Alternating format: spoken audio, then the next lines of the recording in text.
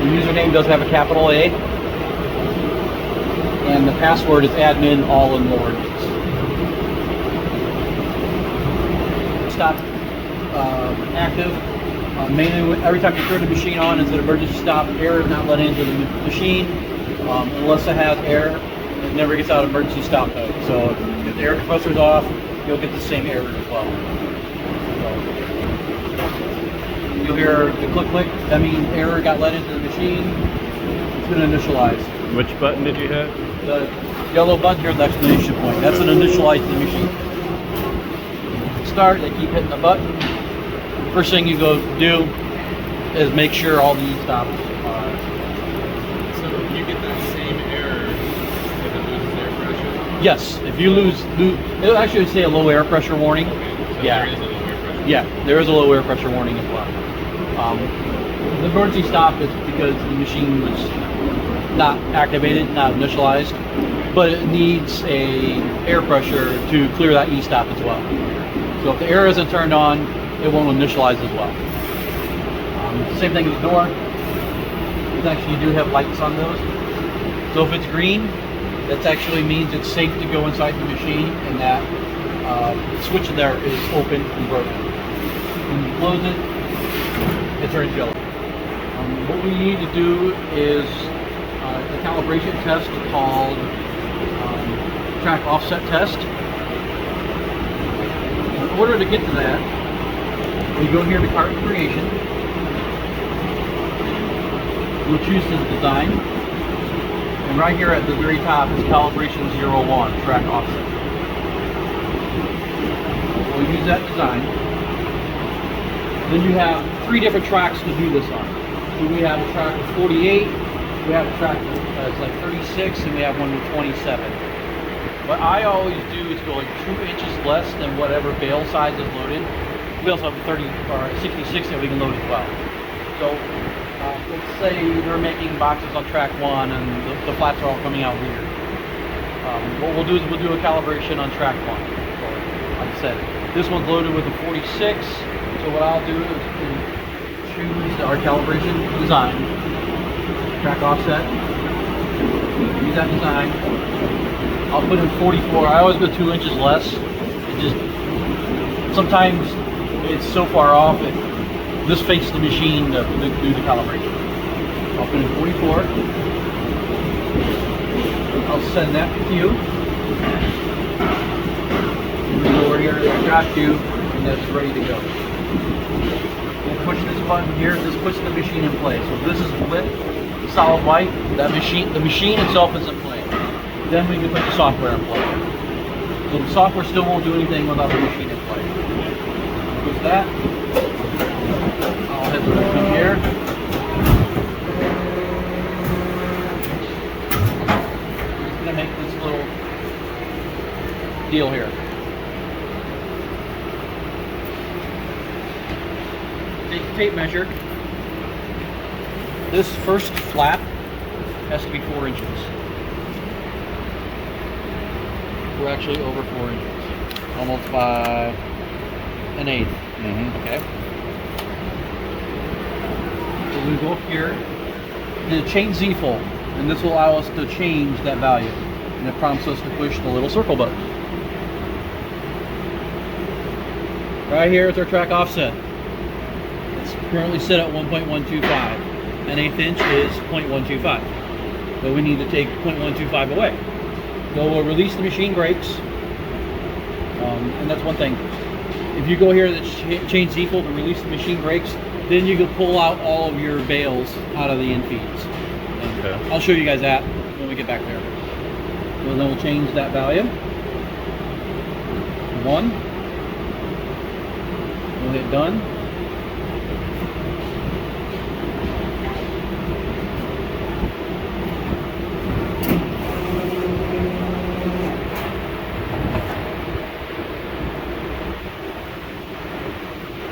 Back here to carton creation. Which design do we choose? 48. That was it. What was it? 48. You gotta choose your design first. Calibration 1. Calibration 1. Use this design. Then your width. We put 44 in. Right, so 44 in. For whatever track. Let's see, track 1's 44. So is that referencing the width of the cardboard? Yeah. You're saying that? Okay. Yep, so track 1, track 2, track 3. Okay. So, 44 in. Send that to Q. Machine in play. Software in play.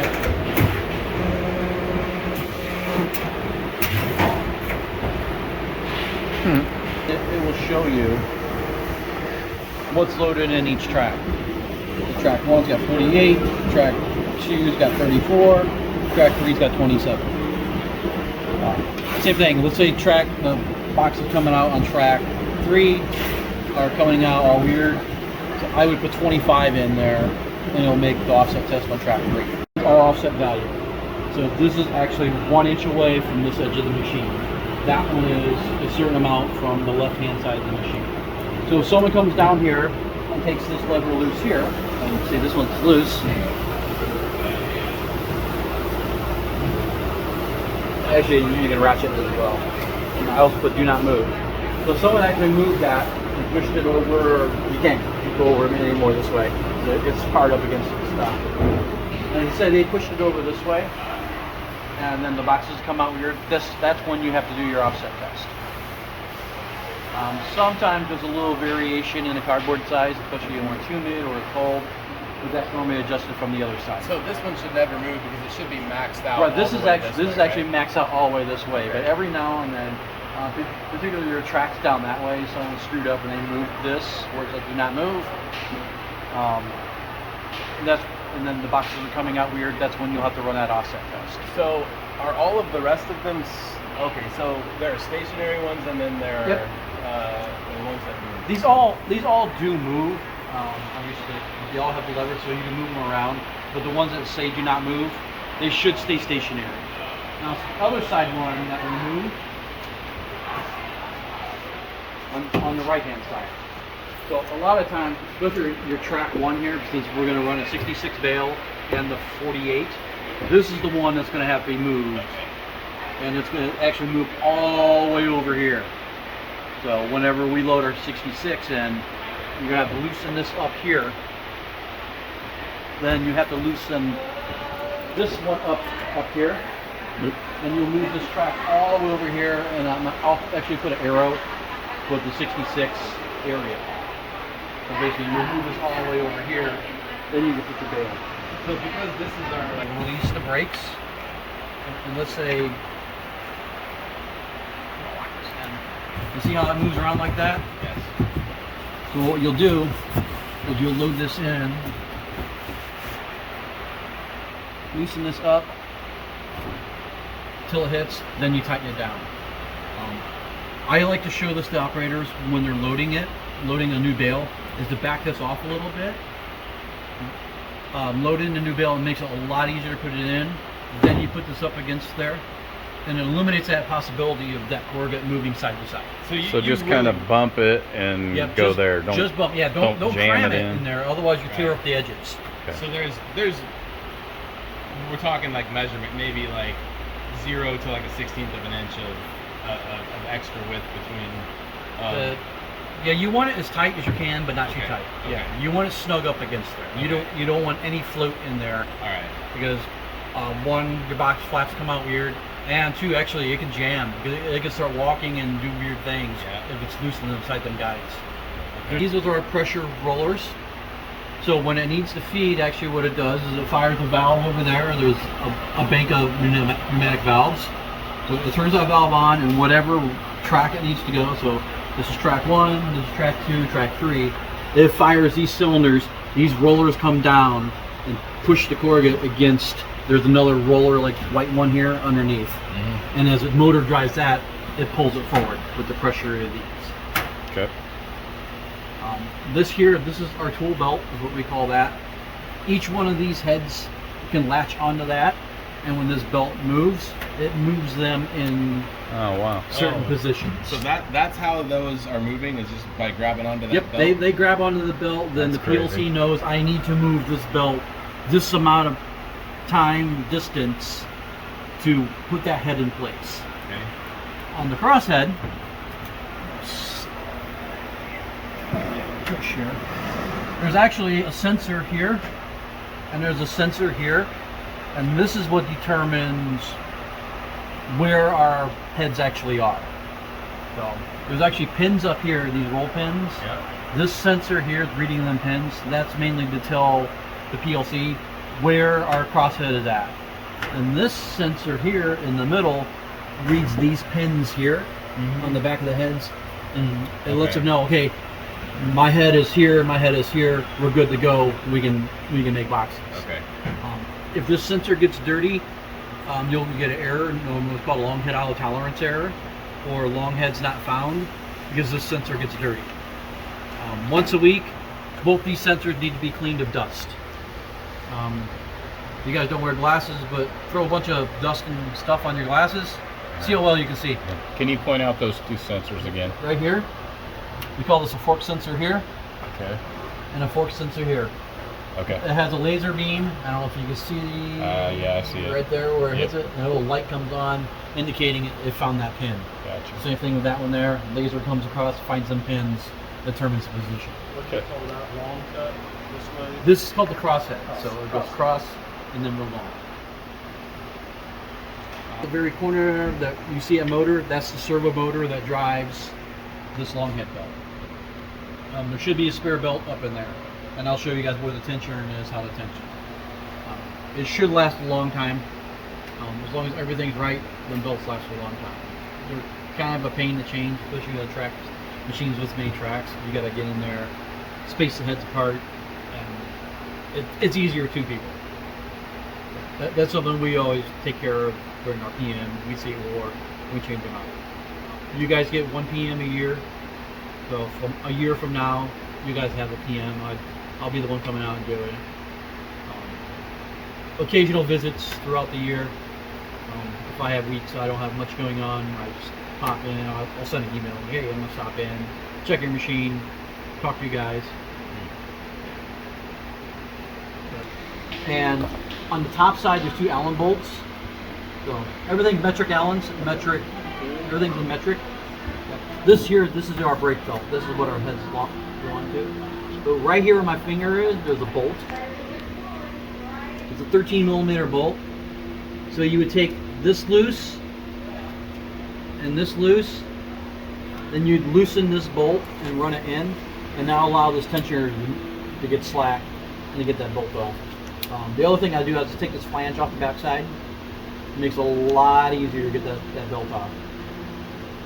How's that come off? It's just 4 Allen bolts. Yep. Here is our valves.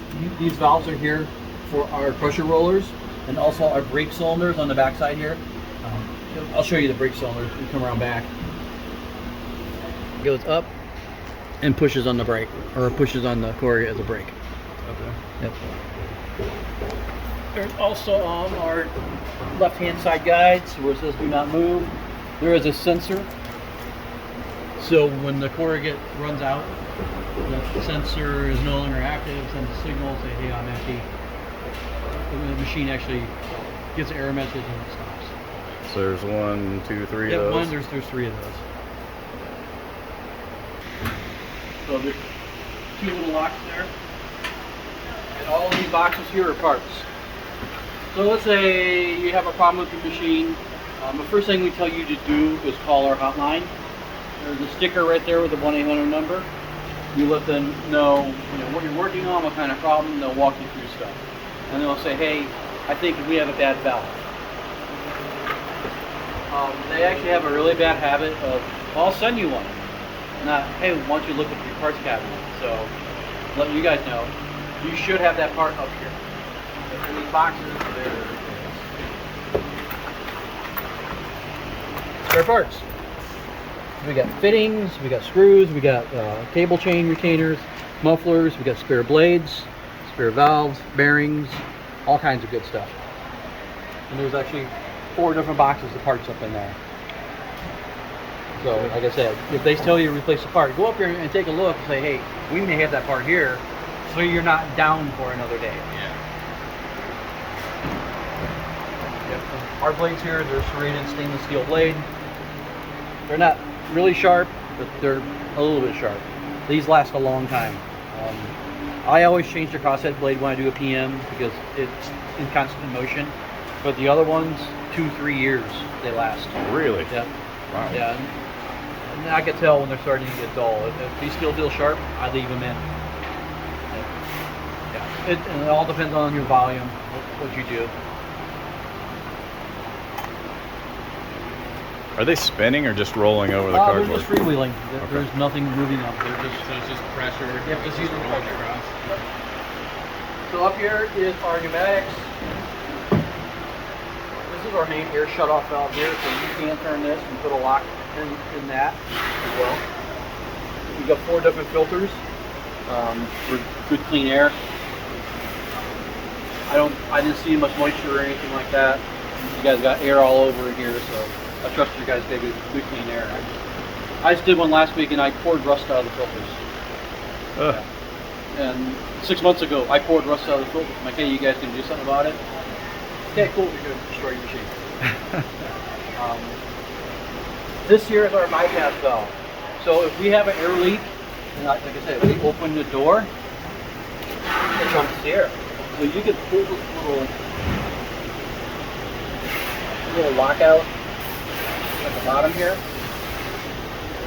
push that down. Now we have air. So now it has air to all of our main lines of the machine, and then you can find your leak and you can open your doors. Once you're done, always make sure it's up. And that's why I want to have this open.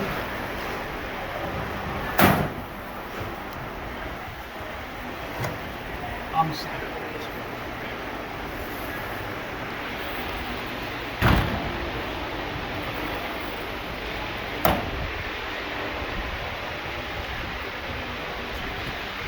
So this belt here, this is our brake belt. Same thing.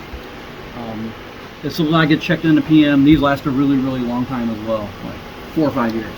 That's the black belt? Yep, that's the black belt, and that's what holds these heads in place. So after it moves, it reverses that valve, extends that cylinder, and these things hold in place once they have air. So, as you're saying, you know, what if they get out of place? There's a way to check those. Normally you'll work with Hotline on that, and they'll say, hey, you know, bypass the air and see if you can move these heads. So I would move the head, I space them all out. I'm only using one for example. Come up here, bypass our air. I can't move it. Now if I do move it, what you do is this cylinder here up on the top, you loosen this jam nut, it's a 17mm nut, then you can thread that in and out. So if you unthread it from this coupler here, you make that longer, that gives you more brake pressure. So is there like something that's wearing when that happens? Yes. Like why would Yep. that A lot of times you'll just start getting some wear Like on the in that belt? lever. Yep, the lever or whatever it grabs. The same thing with the lever that grabs on that brake, or the belt itself starts to wear a little bit, and that's what start getting these heads moving too much. What is it actually pushing into that belt that's grabbing it? There's another lever on the back side. Okay. Yeah, here, let me take the air away.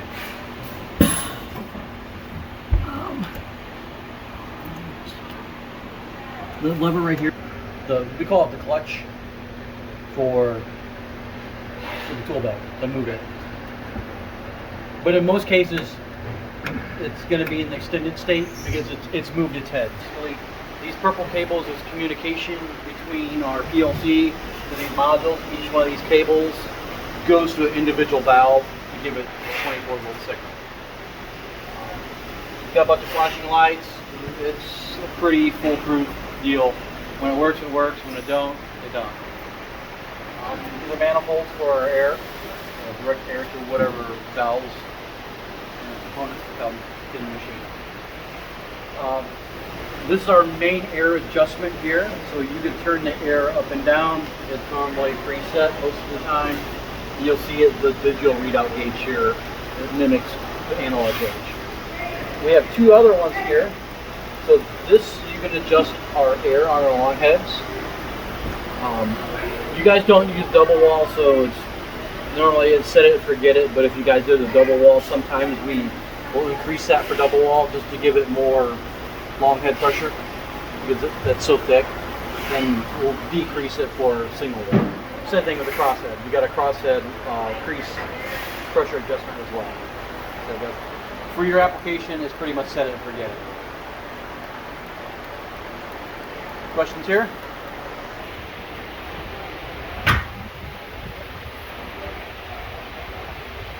Right now I have to switch bypass because I'm still doing the install on the machine. So when you open this, it actually opens the contactor and shuts the power off of the machine. We have a fan here. So everything under these plastic covers is 480 volt high voltage. So we got a main power switch, we have main power contactors, we have a line filter. So once again, we want clean 480 going to everything. And we have more overloads on this side for our servo drives.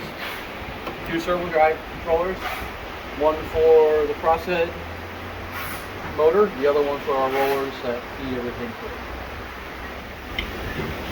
24 volt power supply for all of our components up here. Overloads, these are just I/O blocks. These are our ice cube relays for our safety relays right here, our safety relays. This is their PLC. This is actually the computer that runs the machine itself. Not very big. This here is our network switch for the internal network of the machine. And this here is our interface for our button panel to control everything inside the machine. Once again, it's pretty solid up in here. We don't see very many problems on electrical components on this machine. It's clean and labeled well. I like Yep. that. We do have a backup USB thumb drive here. It stays up here. This is the complete image of that computer. Everything that's on the computer is on this.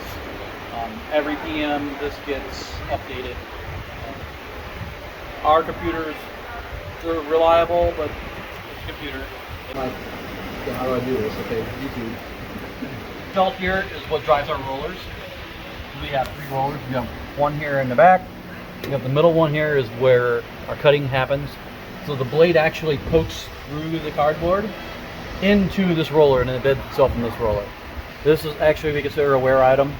So every couple years, it depends how much volume we run, we have to change this roller out. So in order to change that roller out, we have to take the doors off the front of the machine, this thing out. There's 2 people in here, lift that out of there. Wow, It's heavy. Major. These are small compared to some of our big machines. You've got to use a forklift to lift them out. Then there's the 3rd roller here in the front. We call it the discharge roller. So what I normally do is I take the front roller and the middle roller and I swap them the first time. Then after that, we just replace. So the belt is here. This here is our belt tensioner. So if we ever have to change a belt out and say it snaps, there is a bolt on this side, so you can't access it if you take this plate off on the outside. But you take that loose, and here on the top is our tension. And obviously it's well, that's how much play you want. Yeah. Like I said, we have specs and we have gauges, but I've been doing this long enough. I know what's tight and what's loose. The roller, as the crosshead goes across, it pokes through the corrugate down into the screw, and it starts to get full of dust and debris. On the side of the machine here is this tool. You take the tool and you slide it across and see already stuff coming out of there. Damn. And after we clean that out, I do recommend having a vacuum over here for the machine, shop vac, so they can clean that out at least once a week with a vacuum. Show me how you did that again. Just run it the whole length. Yep, and run it all the way across. If you clean this thing every day, every other day, it should be real easy. If you wait 3 or 4 weeks to clean it out, it's not easy. I've had to take in with a hammer and knock it across. Oh my God. Eventually it gets to a point the knife actually pops out of there and starts making its own groove, or it starts breaking knife blades. So it's imperative to clean that, I would say, every day. If you're not running a lot of boxes, every other day, but at least at minimum twice a week, clean it. So they on it. Put the nylon sheet. Like I said, I've seen them get so bad, they constantly break blades. $80 a piece. Right here, I take a pry bar like this. I go pry from here, push down, then come off.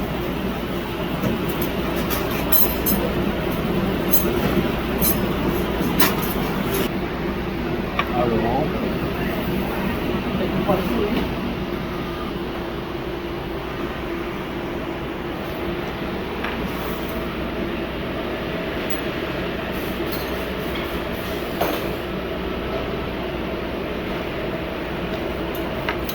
I'll have you take it off, put it back on. Yeah, I'm just trying to. And how do you know what goes towards the blade and away from the The blade? flat side goes to the flat side towards the blade. Flat side towards. Yes. This side's all flat. So I grip those. This side's got a bevel to it. Flat side towards the blade. So I grip it on the flats. Vice grips.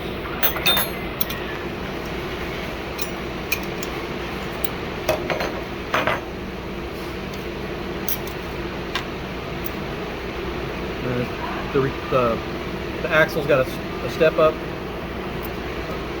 It doesn't matter what the way the blade goes. Okay.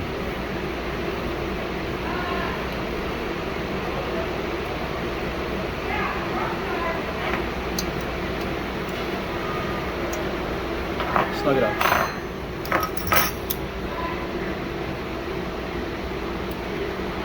Side one on first. 2 grooves in that. Yep. Line up, drop that down.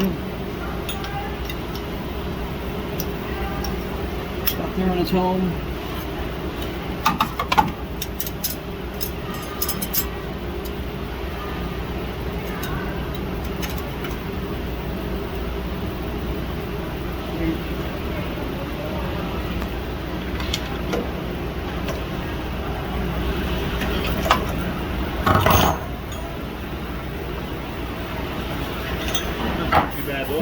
One thing. But it would come out of that groove like that, and you initialize the machine, and you start running boxes, you'll get a long head out of tolerance error. Oh, it's moving around because the brake belt popped out. So that's one thing to check. Make sure the belt is down in this slot. And if it's not, just put it back down in there. Okay. Yeah. Once they start to stretch a little bit, and they get a little. Or like a piece of cardboard. Yeah, some wedged yeah, up against. So 2 I've seen, they actually had a jam, and after the jam, they had a tolerance error, and it was the belt came out of his head. Okay. Yeah. What's each of these cylinders doing? Okay, so this cylinder here, this is one that fires your knife, so it pushes down on a lever. You see the knife go up and down. Okay. So that cylinder does that. This one here at the top, so this is our brake. And latch. So when it extends, it holds the brake. When it retracts, it pulls in the latch and grabs onto the belt and moves the head. Okay. This one here in the front or in the back is for our crease. Crease? Yep. Okay. So there's only 3 on each head. On these. On the cross head has 3 as well. We have this one here for the knife. And this one here actuates this lever, which pushes up on a puck, which grabs that belt. The brake itself is a rubber diaphragm on the backside that grabs onto the aluminum rail. The one on the right is the crease. Yep. So crease, knife, latch. Gotcha. Yep. And this labeled crosshead crease. So this one here on the right, and long head, and it does all 6 long heads with this one here. Do you have like a standard air pressure here? It actually is right here. It says 3.5 and 4.5. I think it's 3 to 5, so it's a range in between 3.5 to 3 to 5. You have an adjustment bolt right here. Okay. And what it would do, it would take this bracket, and when you tighten that bolt, it pushes that bracket down, which moves that cylinder down to increase our knife. Okay. So on the front here, there's a locking bolt. See where my finger's at inside the hole here. Okay. So it's a 6mm Allen here that I get like a low profile. It's you know how they have a 90-degree. They're real short, or even a ball, and you turn that in, and like I said, it'll push that down. Okay. The crosshead is the same way. Coming through right here in this hole with the 6mm Allen. Take the lock, we call it the lockdown screw. Just take that loose, like a turn or so, and then allow that to move up and down. Then we can just give that a turn, and you lower that knife. How are you saying to turn that? It's an Allen key there? Yeah, but use an Allen key there. Okay. Up through Yep. the bottom there? Just between there. I'll call them stubby Allens. I'll get them out of my bag. And they're real short on one end, and you can get in there. And that's only adjusting. Or you can take the two screws out with the cylinder. That's only adjusting the knife. That just adjusts the knife. Like I said, air pressure is our main thing for more crease. If we have to, you can take this jam nut here and unscrew the cylinder from the anchor and give it more mechanical. Okay. But at the same time, like I said, you're giving it both more crease and more knife. Yeah. Okay. And it's a fine balancing act on the long heads, because if they're too deep, then you're just going through rollers left and right. You know, so it's Okay. Makes sense. $5,000 roller. How do you tell if you're too deep in the roller? I mean, It's eating the rollers. There's actual a spec. So you want the knife on the long heads 3mm past the. You see how it's sticking out under the crease ring? right. 3 to 4mm under past that crease ring. Okay.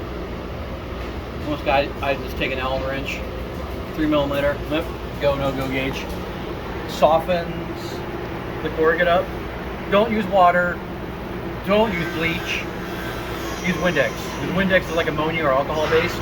It'll dry and evaporate. I had a customer use bleach, and everything aluminum behind the machine got corroded. Try to Cardboard jam, try to cut it out with a knife, cut or out use as Windex much to as you soften can with it. the knife. Yeah, so most people want to go over here and start ripping shit out. Yeah, and don't that's- start ripping things out. Then you start breaking things. Yeah. Start, be a little gentle with it. Gotcha. Yeah, you can beat the hell out of these machines, but yeah, try to be gentle with jams. Over travel sensors. There's one up here. This is a home sensor, and there's one on the other side, over travel. Okay. There's actually a flag on the back side of that crosshead, and once it gets to it,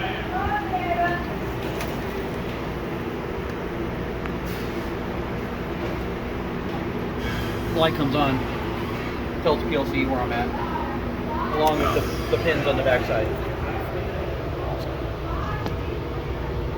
Hardly ever see them go bad. I've had it just like one in the 3 years I've been with Packsize. What is that reading? Something on the back side? Yep, there's a flag on the top side of the crosshead.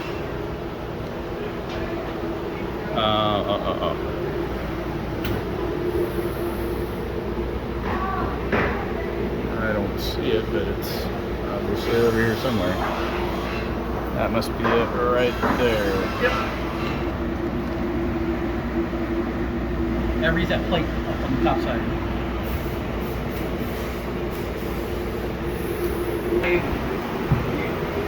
This is our crosshead knife doesn't cut. Check the cut groove, it's clean.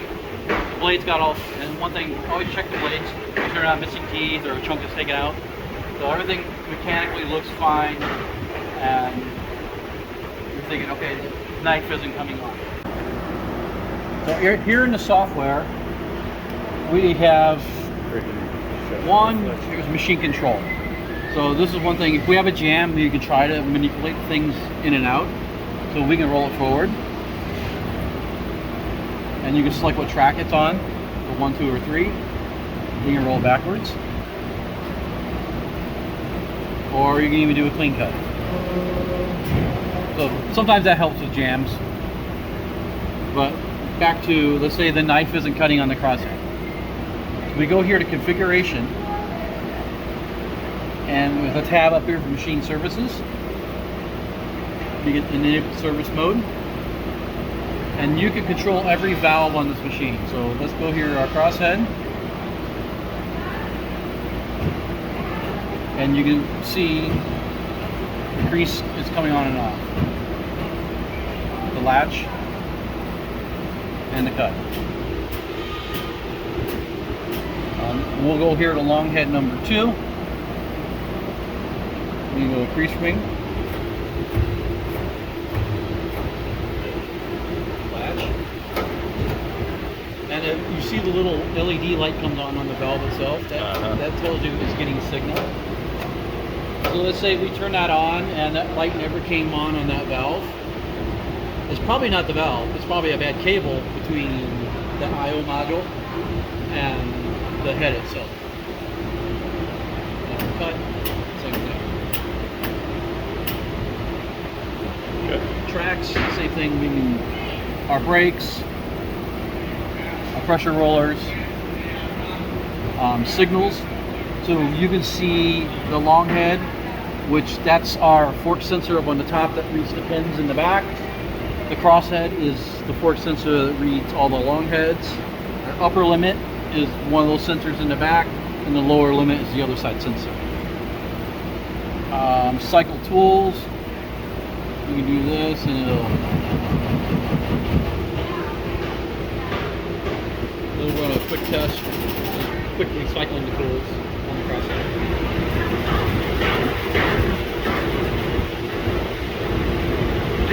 You do this when you're looking to see something's off, it's something what's not firing, or right. Like if the knife's not working, it's not coming on. This is what you would go into to check that.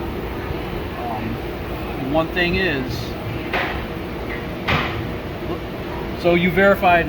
Okay, we changed the valve out or a cable out or whatever, and you verified it. Always make sure it's off before exiting this, before you disable the service mode. Otherwise, it locks up the PLC and the software. Oh no. So then you just shut the machine off for 5 minutes and turn it back on. We'll always make And that'll sure. clear it. Yeah, that'll clear it. Yep. I have another way I do it, but it's through Windows. But for you, if you forgot to shut it off, just shut the machine off for 5 minutes, turn it back on. Machine control, same thing. You can roll it forward, you roll it backwards, clean cut on each track. Your signals, machine settings. That's our configuration file. That's nothing you'll have to do. Errors. You can look up errors that the machine had. The SDM page. That's something you'll work with Hotline on, and that goes a little bit further in deep in the PLC. Questions on the service application?